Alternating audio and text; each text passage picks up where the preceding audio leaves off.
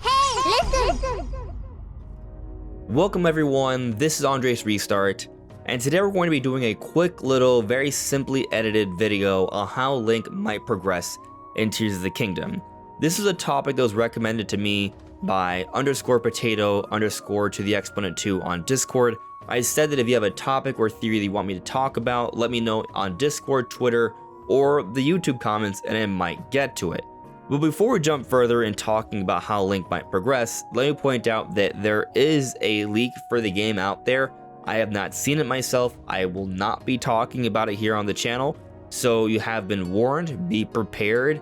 If it is put in the comments, they will be deleted, and be aware that Nintendo ninjas are out there trying to contain this information, so yeah, I recommend just not talking about this stuff at all. It's just not a good idea in my opinion. That all said, we are aiming to hit 25,000 subscribers by the time Tears of the Kingdom comes out on May 12th. So if you do enjoy my content, please subscribe and hit that notification bell, because then we might just make it. So what Potato suggested is that I talk about how and where we will obtain hearts and stamina. And I'm going to extend that to also battery power as well, because we've seen we can upgrade that throughout the game too. So when it comes to hearts and stamina, I think it's going to work very much how it worked in Breath of the Wild. And I say this because we know that Link starts his journey on the Sky Islands. And we also know that based off the previews, the beginning Sky Islands that we see during the demonstration are likely to be the beginning part of the game, basically the Great Plateau equivalent in Tears of the Kingdom. And what's interesting about this is that on the Great Plateau, Link was given 4 different abilities by going to 4 different shrines, and then we were able to go elsewhere. Well, interestingly, we've seen that there are 4 main abilities that Link gets in the beginning Sky Islands. He gets more later on.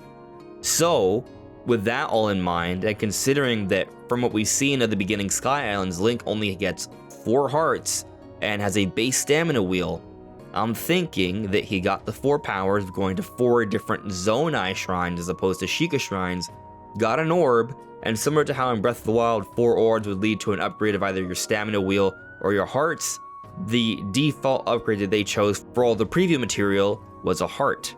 So basically the way I think we're going to be improving our hearts and stamina is pretty much exactly how it worked in Breath of the Wild, by going to shrines. How these shrines will work in Tears of the Kingdom, that remains to be seen, and obviously if this is just my own speculation, we'll be learning fairly soon.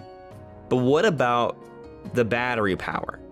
Because we've seen that Link has varying levels of battery power for his different vehicles from the different footage we've seen about Tears of the Kingdom. And my speculation is that this is tied to those green vials we've seen on Link's hip. I think each vial pertains to a chunk of battery.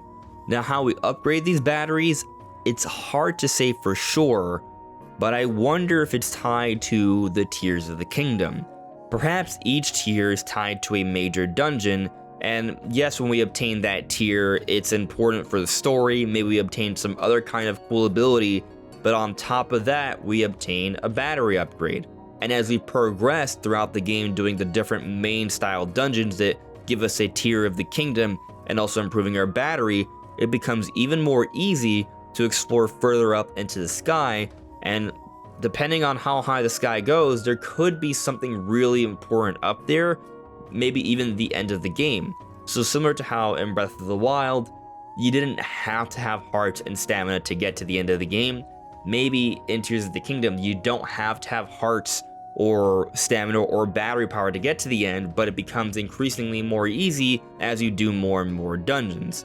Now personally, I hope that there's some level of linearity in Tears of the Kingdom. I don't want to be able to go to the end of the game right from the beginning, but depending on how it's done, it might work kind of well. And maybe you do have to actually beat the dungeons in order to get higher into the sky, and there is your linearity there. We also don't know where the end of the game is, so even if the battery power allows us to get higher into the sky and perhaps lower to the ground, we do not know where the game ends.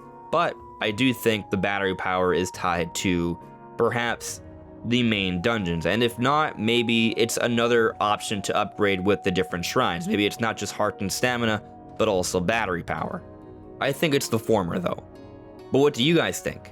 Let me know in the comments below. This is Andres Restart. Thank you so much for listening and watching, and I'll see you all really soon. Take care. Bye.